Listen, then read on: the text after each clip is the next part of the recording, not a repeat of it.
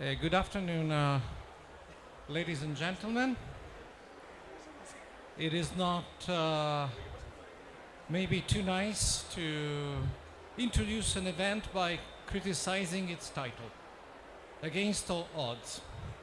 I feel that I can introduce a note of optimism that I would define with the following words. The real world is going faster than negotiation. A decarbonized economy was perceived only a few years ago as the end of growth. Some people even talked about the necessity of a happy degrowth. But it introduced the notion that if we wanted to save the planet, our region, we needed to give up something. Our comforts, our income, our jobs. Thanks God, this wrong idea is now overcome, and it is time for action, action that we are witnessing also in the context of this event. Let me just introduce a couple reasonings.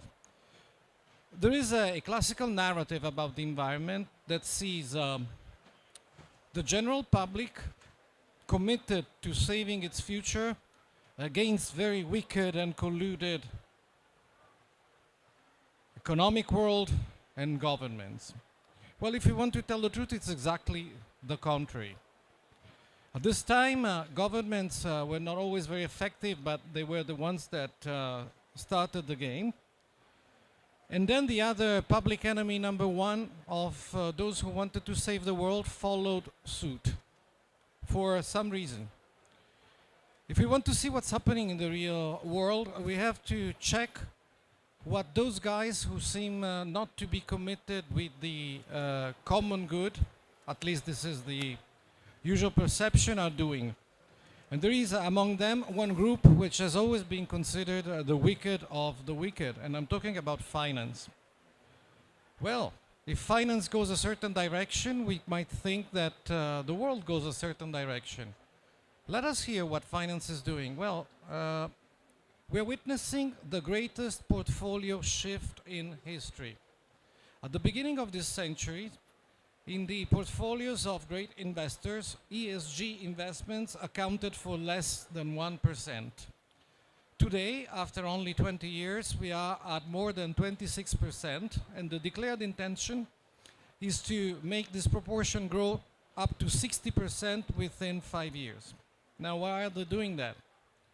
I think that they also have children and they want their future to be protected.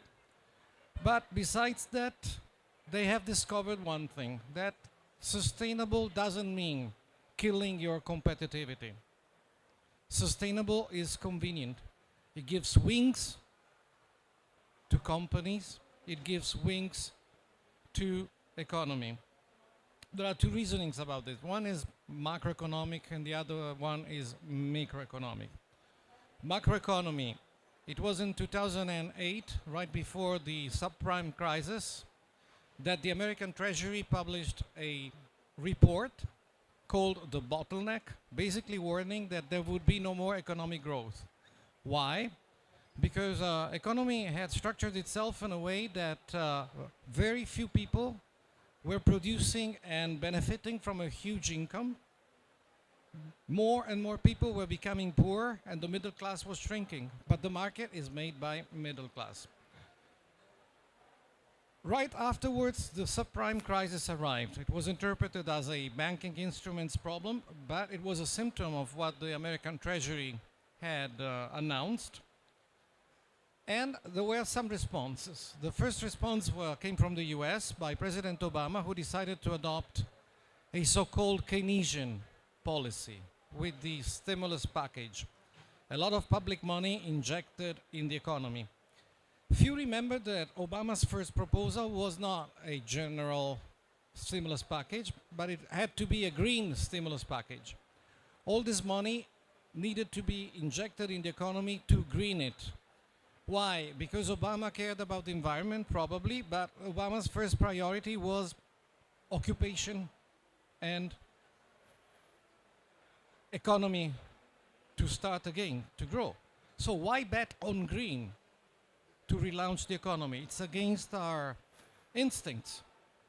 Well, simply because green economy redistributes income. While it protects the environment, it is also a just economy. Let me give you a very short example. Imagine I am a company owner and I make prefabs. If I just have to make a prefab, I can have purveyors bring the materials at the beginning of the line, that the line can be handled by machines or by human beings reduced to the role of machines, and at the end I would have a prefab.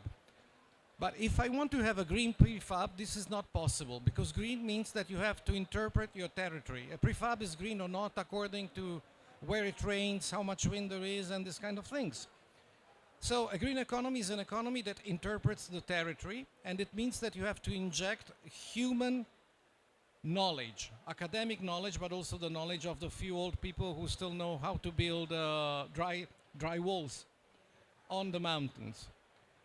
So the idea is, if you go green, actually you will kickstart a new cycle of growth.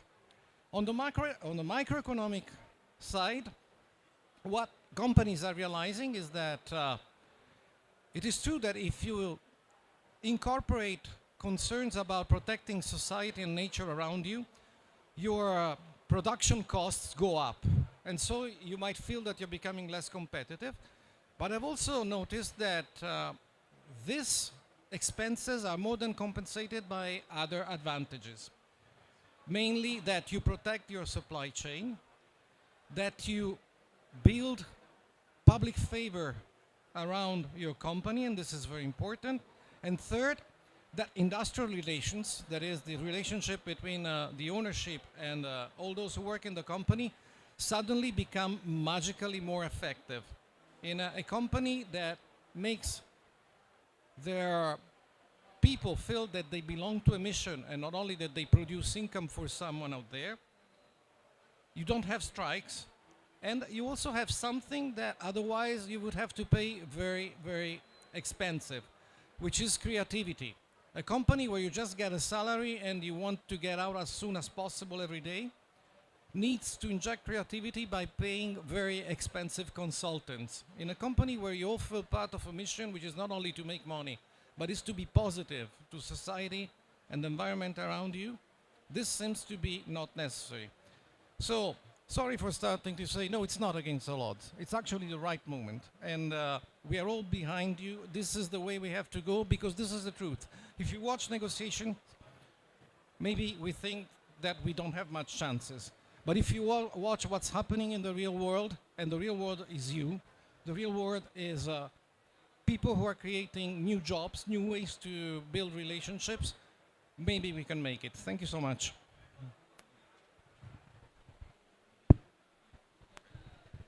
Well, okay, ladies and gentlemen, dear friends, well, it's really a pleasure and an honor to be with you this afternoon here in Sharm el Sheikh, this very special occasion of the COP27, which is one of the greatest exercises of climate diplomacy, because we are an emergency which needs voice to be heard all around the world, and as I will stress the point, especially here in the Mediterranean.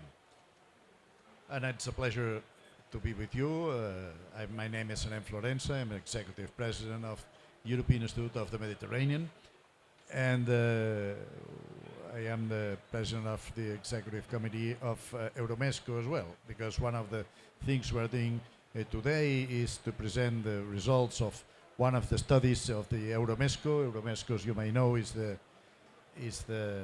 network of 115 institutes and think tanks from all the European Union countries and South and East Mediterranean countries. We work together, financed by the European Commission, to produce studies, reflections, to guide policy, because it's an exercise of dialogue, advocacy, and research, always policy oriented, and that's what we need, especially in this respect of the climate. And I was saying that we are in a state of emergency because we know that the pledges that were made in the Paris Agreement are not always reached and fulfilled, sometimes quite on the contrary. And we know that to avert the catastrophes in the future, we have to take really action, and we have to take seriously. And but we have the advantage of knowing that all the immense challenges that we have to overcome offer at the same time great opportunities for development and creating jobs and a more progressive and inclusive economy. And therefore, it is really the great opportunity of facing these challenges. In the Mediterranean area, this is especially so, because you know that the Mediterranean is a fragile region, and it's hit much harder than other areas in the world by the climate change. We have floods, we have droughts, we have desertification processes, we have fires. In the previous session, we have heard of some examples of these and the measures that can be taken in Mediterranean areas, be it in Greece or in Spain or even elsewhere, in some other Mediterranean climate areas who are suffering similar phenomenon as even in California or in Australia, where they are facing these droughts and floods and fires all together, which seems an incredible mixture of that. So this endangers people and their livelihoods and the environment, and it's the same time the cause of a growing instability, so that in the Mediterranean we are in these new emergencies, because we have gone from a period, I would say, of optimism in the classical period of Barcelona process in the mid-90s, when we thought that well, we could overcome all difficulties, even conflicts, protracted conflicts in the Middle East, etc. In fact, situation in the whole Middle East has gone even much worse than it was then. And we have these new challenges that have been made more visible in recent years. So we have had the financial and economic crisis after 2008. In 2020, we have had the effects of the pandemic, because we had to stop the world, and this has, for a period, occasionated the more serious economic crisis in many decades. And now, when we were recovering from that moment and thinking that we could put more resources in the new emergencies that we have related to climate and other things in the agenda, we have had the war in Ukraine, which is putting not only geopolitically much more strain and pressure in international relations, but it is causing food insecurity, it is causing energy crisis, inflation, and its overall social and economic effects. So we have to face this cumulative crisis. They have really an accumulation of crises. We have to face climate, energy, food, geopolitical crisis. So we need some simultaneous transformations. We know that we have to go through a multifaceted transition. We need a green transition, and we need a digital transition, because it is only through the modernization of all aspects of the economic life that we can tackle at the same time these other challenges. So it's a combined. We know that there are enormous synergies in the policies we need to overcome these challenges and to go through this very complicated period on these twin transitions and to overcome the overall cumulative crisis. At the level of the European Union, we are following this vision of the Green Deal internally for the policies proposed by the European Union in the European countries, but there is un volet extérieur, there is an external side to this Green Deal in Europe, which is through the renewed partnership with Southern Neighbourhood, the new agenda for the Mediterranean, in which these new items on the Euro-Mediterranean agenda are much more clear than in previous periods of the Euro-Mediterranean policies. So in the Green Deal, the fact is the will to turn Europe into a carbon neutral continent by 2050. And the external action, we know that we need to have a much more ambitious cooperation between the European Union and South and East Mediterranean partner countries, because in fact Mediterranean area is a unique and one single system in which we all are. So we have to tackle the issue not only from one side, because that wouldn't help. We have to do it through international cooperation. Fortunately, in the Euro-Mediterranean area, we have some of the instruments that are needed, as the Union for the Mediterranean, for example, to provide guidance for governments, for institutions, at the European level, at the national level in European countries, in the North-South cooperation with our Mediterranean partners, to provide for the new policies that we need to tackle this extremely complicated period that we have to go through. I hope that this occasion of this major exercise of climate diplomacy of the COP27 is a great occasion for that. So I hope that this session will provide some light and some interesting ideas to that effect. And thank you very much for your attention. Thank you very much, Ambassador. First of all, allow me to praise the work that the UFM Secretariat has been doing alongside a number of other regional institutions and organizations. They have put up a very impressive program. We know that it has been a hell of very tough work, and I would like to personalize that on the person of Ambassador Gramenos. So thank you. I feel proud of the UFM as an intergovernmental organization based in Barcelona that has managed to mobilize such resources and strength in the COP27. Being the Decarbonization Day, as our President was saying, IEMed and Euromesco want to bring to the debate both reflection on the current state of play, of how things are going, how we are transiting towards greener economies in the region, but also of solutions of public policy.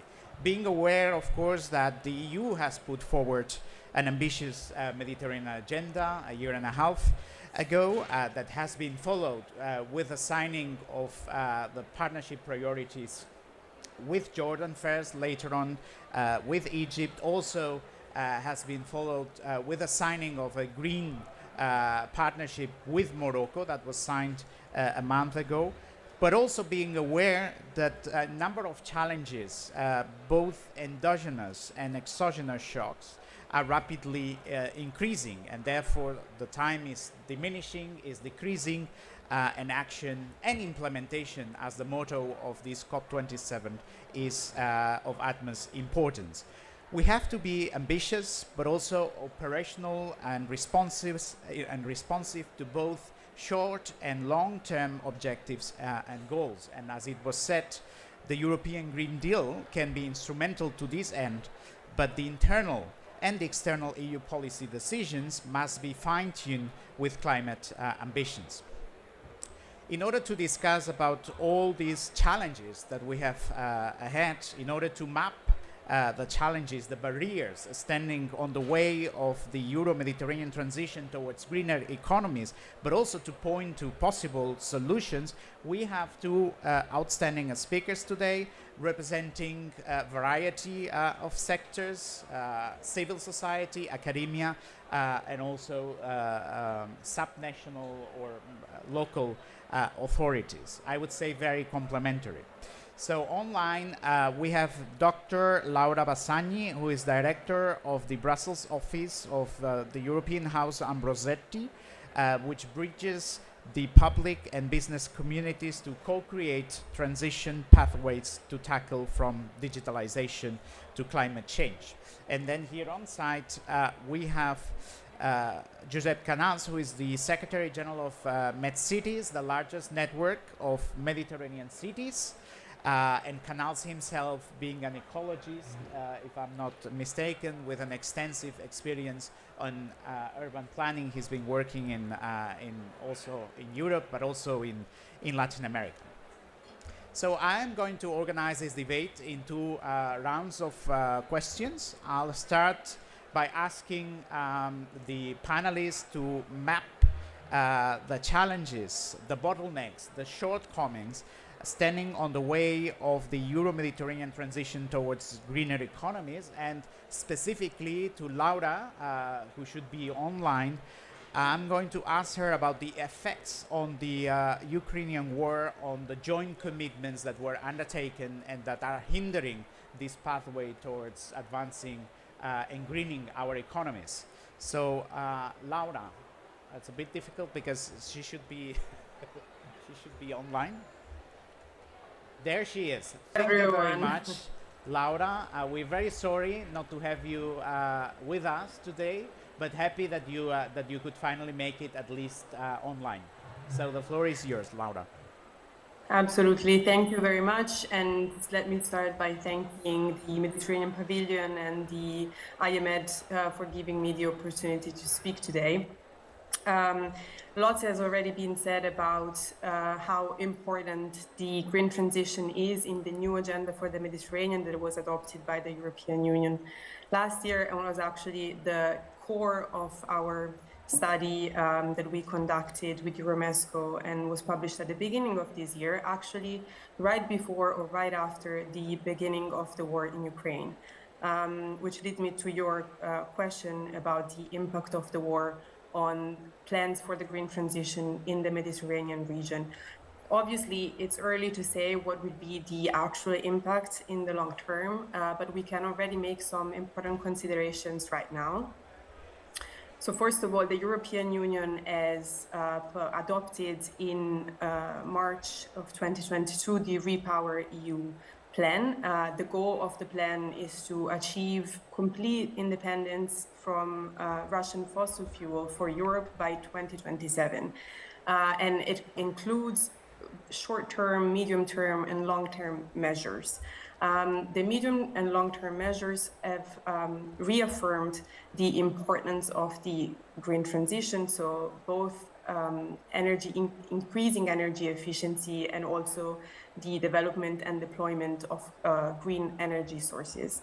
At the same time, the first reactions that we've seen from Europe have been a scramble for securing energy sources in the short term, which means moving towards new commercial deals and also infrastructural plans to secure gas for the next winters.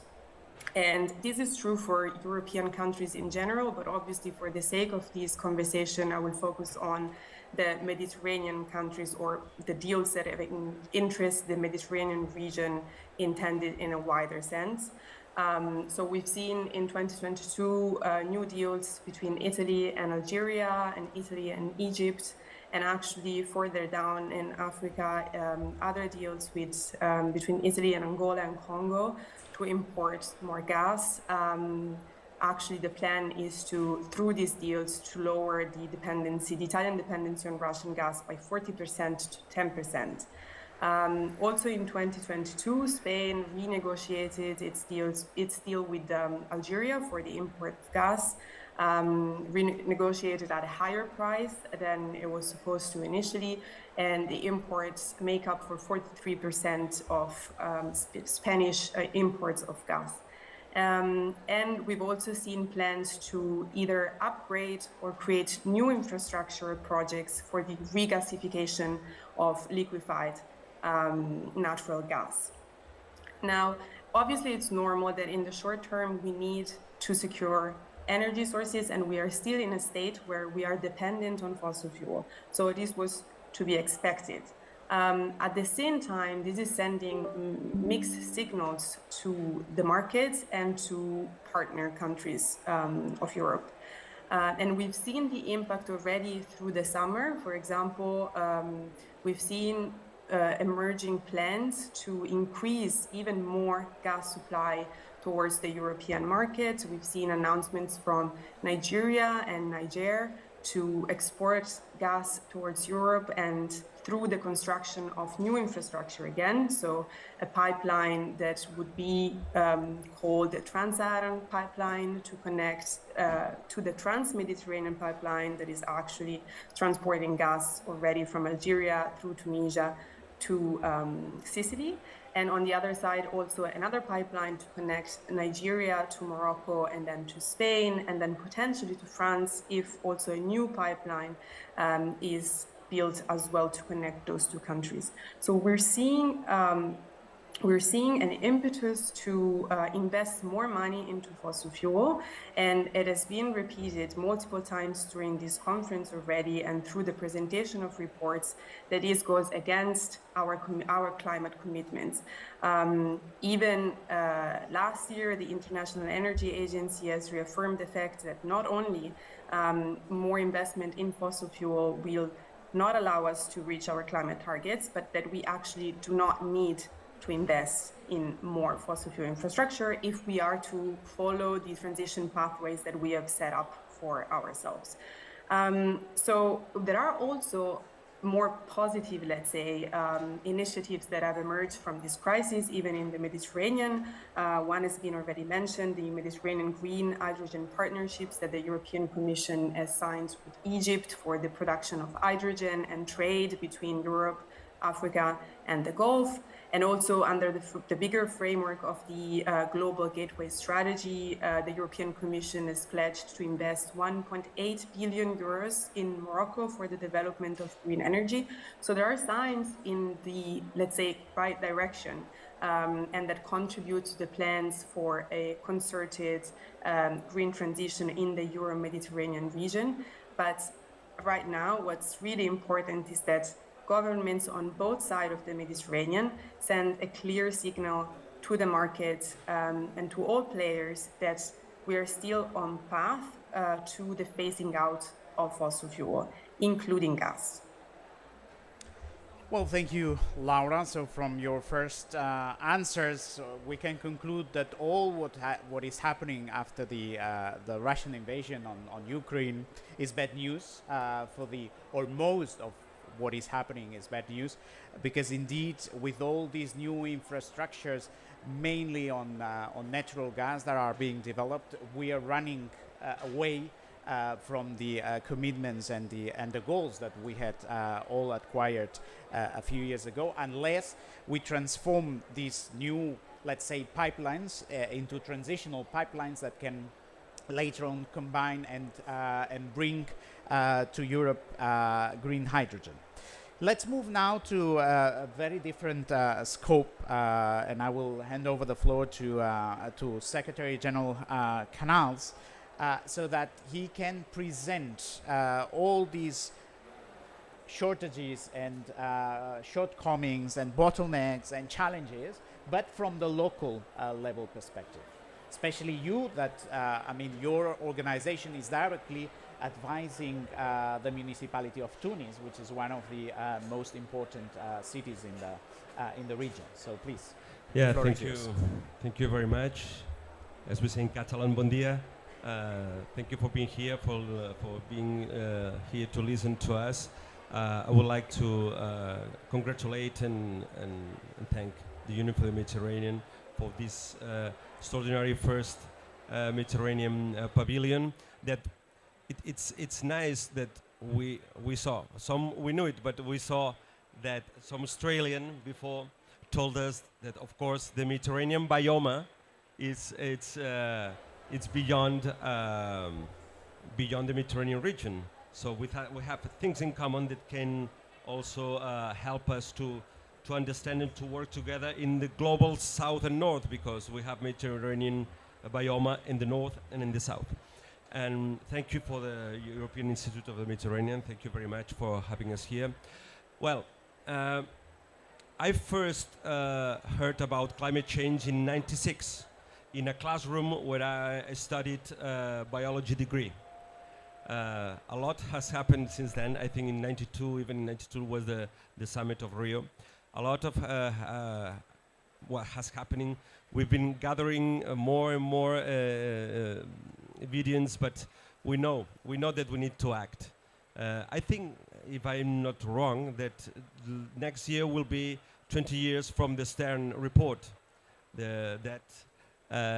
If I'm saying correctly, citing correctly, he said that 2006. I was hesitating about 3 or 6. Okay, but anyway, a lot of years after that, he was saying, if I'm correct, that the cost of not acting is much worse than the cost of acting in a long perspective.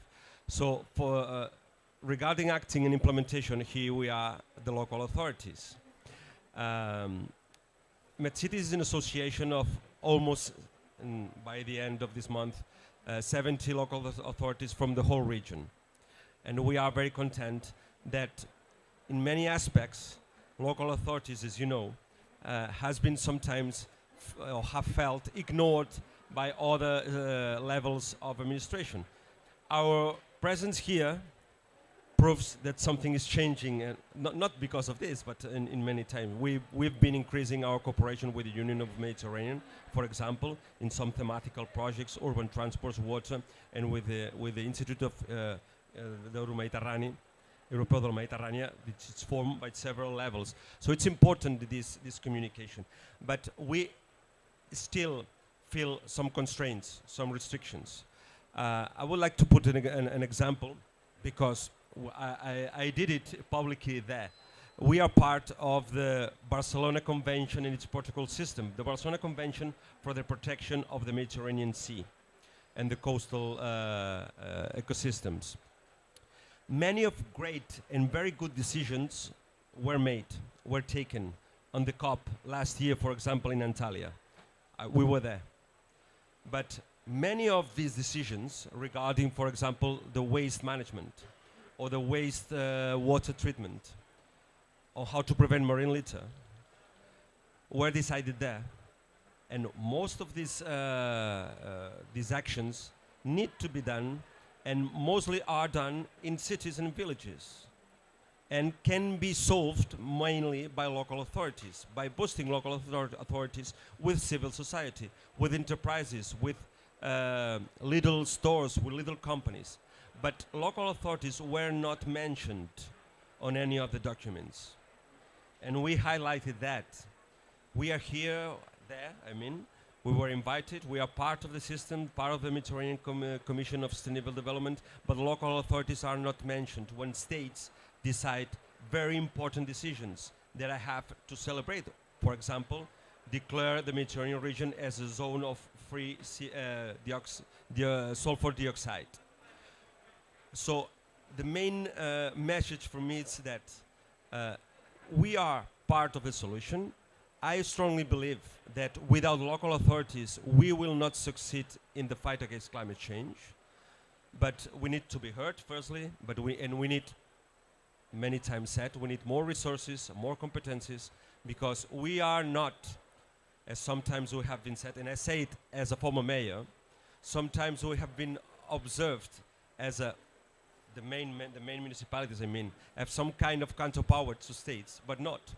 We are here to say we are complementary, as you said. We are here to cooperate, to work together with states, as this panel shows. We are here to say, please listen to us, because we are acting, we have been acting regarding the Sustainable Development Goals much before they were defined and established.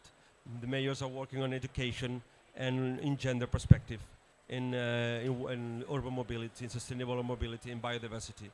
So we are doing a lot of projects that we will explain maybe in the second round, but we need to be at the table. We need to be heard. We need to cooperate because we have part of the solutions. I know not all the mayors are equally aware. I know not all of my members are equally aware. That's why also networks like us, like ours, has some kind of raison d'être, because some mayors can raise awareness on other mayors, and together we learn faster, we act faster. I will stay here for this moment. Well, thank you, Josep. Well, in fact, if I'm not mistaken, the Barcelona Convention is from 1976, exactly, 1976. Back then, I was not born. So you were saying, well, already in the Barcelona Convention, there are several areas whose implementation rely on local authorities.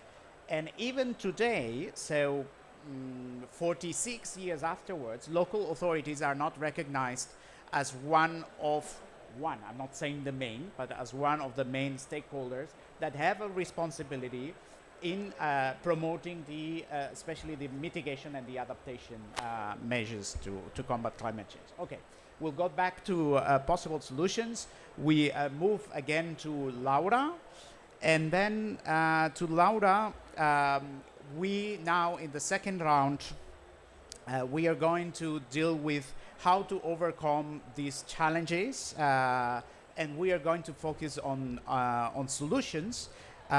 So Laura, based on the study, by the way, you can find the study outside of the room, so you will find it there in case you want to take a copy with you. But based on the study, Laura, how can we anticipate and mitigate the effects of climate change as to advance towards greener economies in the Mediterranean region? So give us some solutions, yes, some concrete solutions of public policy, please.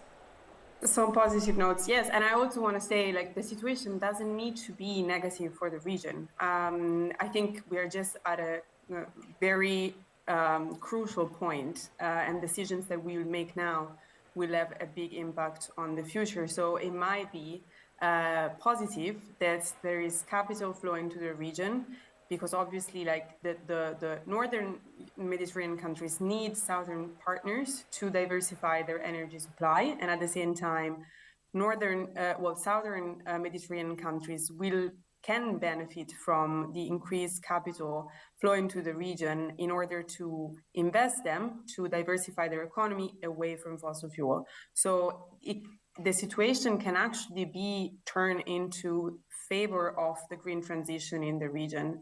In any case, the policy solutions that we identified through the study are not particularly changed by the current situation. Like, the first point that I would like to make is that climate finance is absolutely crucial. We know that the reason why southern Mediterranean countries have not progressed as much towards the green transition is because there is a lack of investment.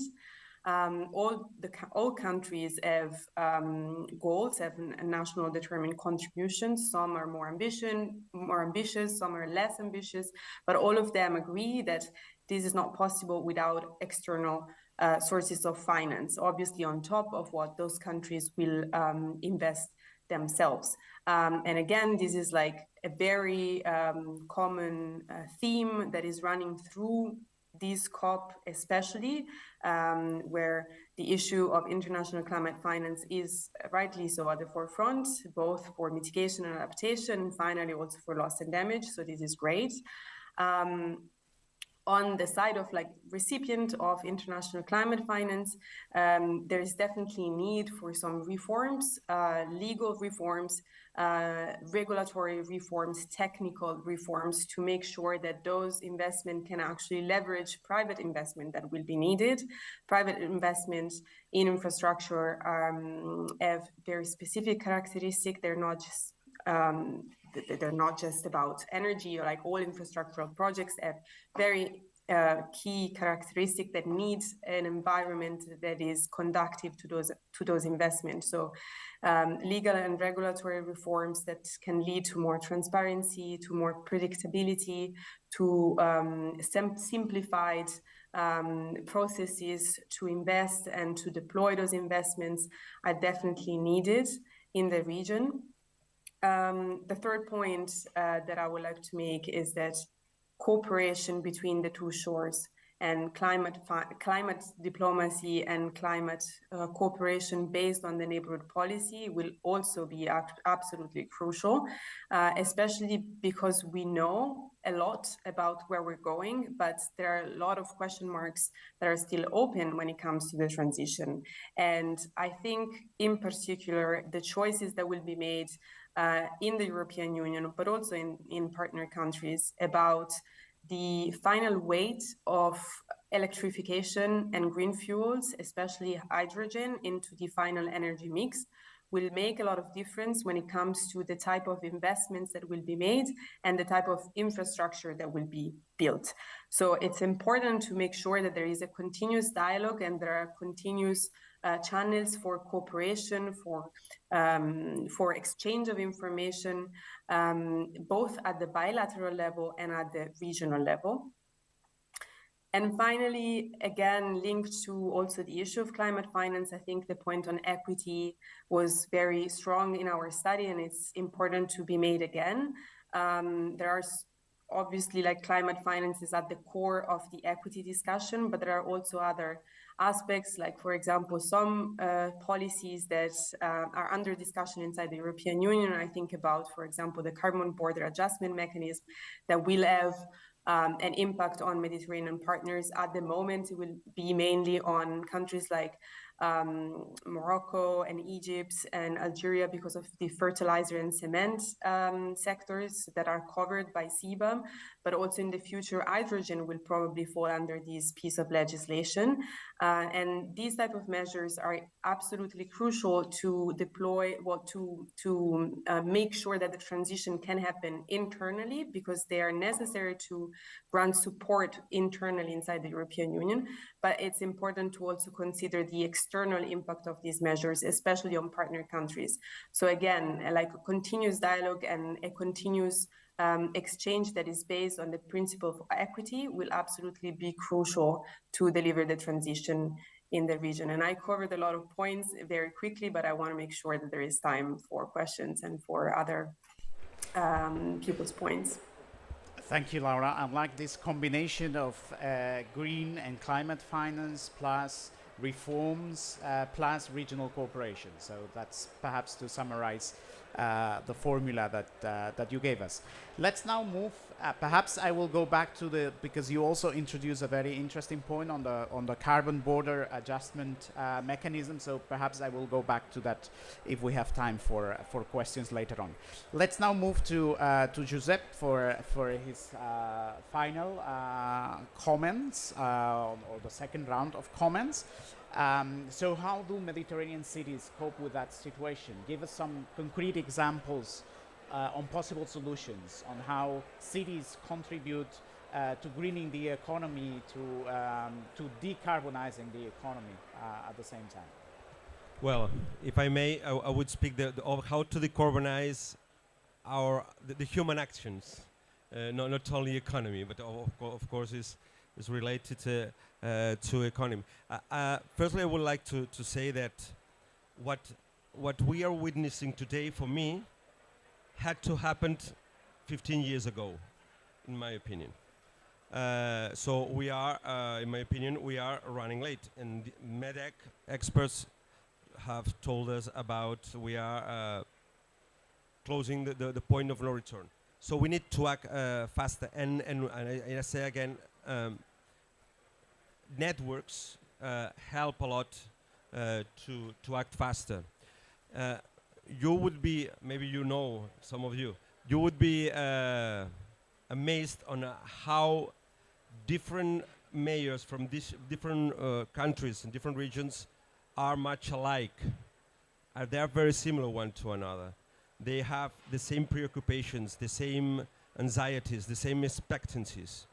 And how they learn a lot from each other when we have the platforms to do that. MedCities is one of them. They learn a lot, and we can learn a lot by others' mistakes. For example, we can learn a lot. We can learn a lot by others' mistakes, but actions that others have achieved or has implemented before. On this regard, we have some examples. First, for us, the main action is to plan, to know where you want to go. As you mentioned, we are conducting the strategic planning of Tunis, the capital of Tunisia, for 4 years, with intervention, with engaging of the population for the first time, not for the first time, for the first stages, not at the end to ask them, what do you think about it, that we have done? No. Let's do it together. Let's create together. What's the kind of city that do you want? What's the kind of changes that we must act? We need to change behaviors. I am really convinced that we need to change some behaviors. We cannot act as the same.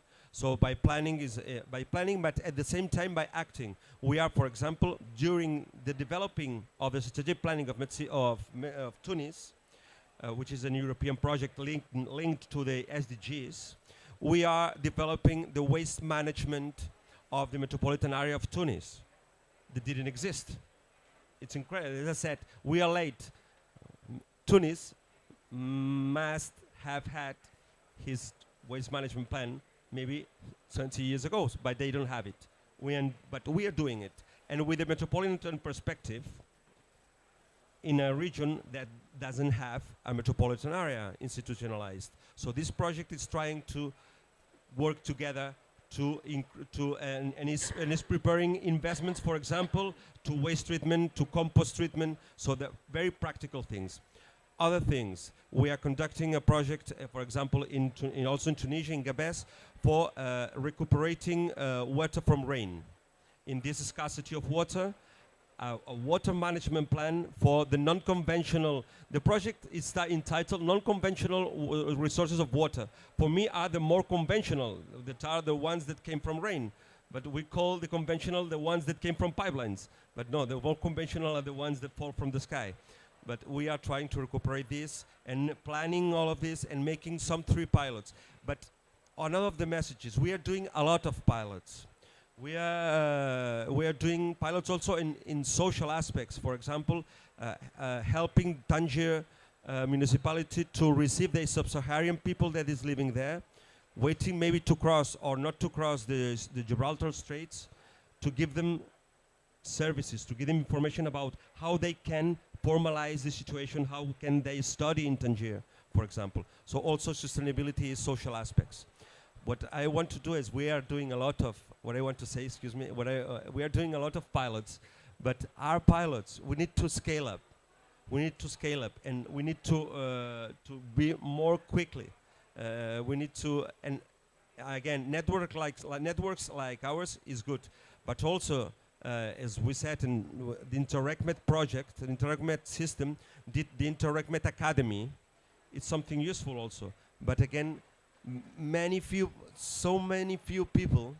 so little few people is there. So many little mayors are aware, because there is a lot of funding, has been said. There is a lot of funds, but many, yeah, I finalize. A lot of municipalities, they don't know that there is these funds for something that they want to do. They don't know it. And the ones that they know, they don't know how to prepare projects to achieve to that money to do projects. So again, networks like ours, like us, we do that, but we need scaling up. We need to do more. Okay, with these words of scaling up, perhaps what we need to ask people for is to help you to scale up all these outstanding initiatives, which seem to be very, very valid to advance decarbonization, to advance greener economies from the local level, but which definitely need to be probably expanded across the region. Before we open up for comments or questions that you might have, I would like to briefly give the floor to the one supposed to be our third speaker who got lost who got lost in the COP27. But it's an honor for us to host you, who's Dr. Emad Adli, who is the General Coordinator of the Arab Network for Environment and Development. So if you want to take the floor for perhaps 3-4 minutes, because the UFM has a very tight schedule in the Med Pavilion, so we will have to finish on time. Thank you. First of all, apologies. Oh, okay. First of all, I would like to put a lot of apologies for this. It was not I was lost. It was just a mistake on the calendar. I thought I came early, 20 minutes early, and then I discovered I'm 1 hour late. Anyway. What I was going to say is maybe about the second part of my intervention about the water and water and environment support mechanism that we have managed to have as a case study. We have been, as Raed and also with many other partners, led by one of the consulting firms in Greece, LDK.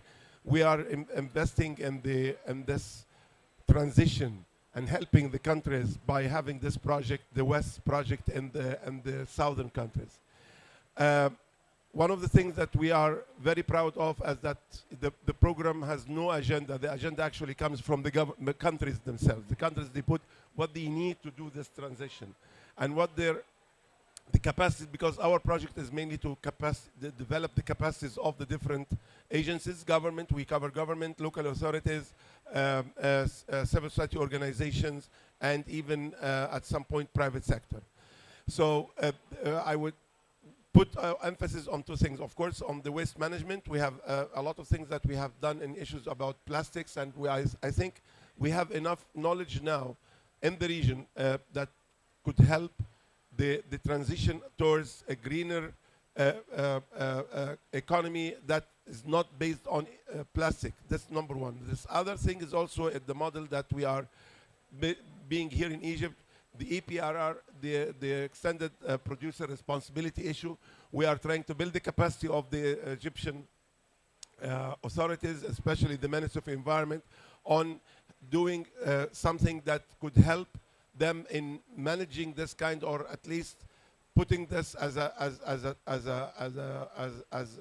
topic that everyone has to understand what's the responsibility of the producers and their extended responsibility when it comes to the waste management, because you are here in Sharm el-Sheikh, maybe you can see a very beautiful and clean city, but if you go to the rest of the country, it's exactly like you have in Tunisia and so on. So these are 2 examples that I wanted to highlight here. I don't know how much time more, but I think it's almost done here. But the point that we have managed to do in this West project, that we build the capacities of not only as I said, the different stakeholders, but also we build this kind of linkages, because you cannot make this transition. And this is one of the things that I was going to say in the first part, the structures impediments that you are facing, because we are still working in separate islands, and we are not helping to work together. This is what we are trying to do, is to bring the different actors together, because there is no one solution, or there is no one agency that can take the responsibility of the solution. And this is an example that we helped very much to bring, especially when I talked about the plastics, how we can get the involvement of the different stakeholders in dealing with the issue, because this is where you don't need all this funding. You need only the funds that can create this kind of mechanism and help the resource to be mobilized from the different actors. So this is one of the things that I would like to see in the Mediterranean more, and maybe having the COP and having the first time in the COP life to have a Med Pavilion. This is something good, and we will have to continue. But the Mediterranean is a model that has the north and south at the same time, and it's the very hot area. And we need to give good examples of what we have already established. And I think we have good examples that could even taken by other regions in Africa and outside Africa as well. So I was trying to be at least, saying something and also brief. But thank you very much for accepting my apology, if you have accepted them. And then next time, I hope I will be on time, even before time. Thank you very much. Of course, Mr. Atlee, you are more than excused. You can of course stay. And I don't know if there is any question, comment, statement, perhaps. So please. I think you will have to use a micro because we only have room for one comment. So Thank you. please No, feel free. it's just a question, because yesterday in another session it was highlighted that maybe one of the most promising solutions to decarbonize quite quickly was the role of city to put in place public transportation, biking lanes and so on, and that quickly make the car useless or a worse alternative. So I would just like to ask, for the Mediterranean regions, how do you see these changes happening, planned, and if it's and maybe what are the resistance towards these shifts? Thank you. Will you take that question, Giuseppe? Yeah, please go ahead. If I understood well, how do I see what is happening regarding mobility? Where? We have a general tendency, or a general trend to improve public transportation and go beyond that. I think we have a project, for example, that is in Sfax in Tunisia, that is trying to prioritize the modes from pedestrian, bicycle, public transportation and car. There are many cities, but it is a great divergency among cities. There is a tendency to work towards that, but let's be honest and critical. That what we are trying to avoid is what happens here. That we have a lot of buses coming here, but jam, a lot of cars. We're trying to help municipalities to plan differently, to plan cities that can be walked rather than have to be moved by engine combustion. So there is a general trend to public transportation and to do more public spaces to bicycle and to pedestrians, but there are also some tendencies, and we are witnessing here and in other places, cities thought for cars. So we have a lot of work to do in front of us, a lot of them. Well, thank you so much, Ambassador. Thank you, Josep. Thank you, Laura. Thank you, Atlee. And thank you all for being here. As you could see, we have plenty of solutions, be it from the academia, be it from the municipalities, the local level, be it from the civil society. There are plenty of solutions. We just have to believe that the solutions are possible. We just have to, in some cases, we have to scale them up. In some others, we have to enhance, increase the investments, the green, the climate finance, but we need to act. And that's my last and final message for this event. Thank you so much, Union for the Mediterranean, alongside the other institutions that have made this Mediterranean Pavilion possible. And we hope to see you next time that the COP is being held in the Mediterranean region. Thank you. Thank you very much.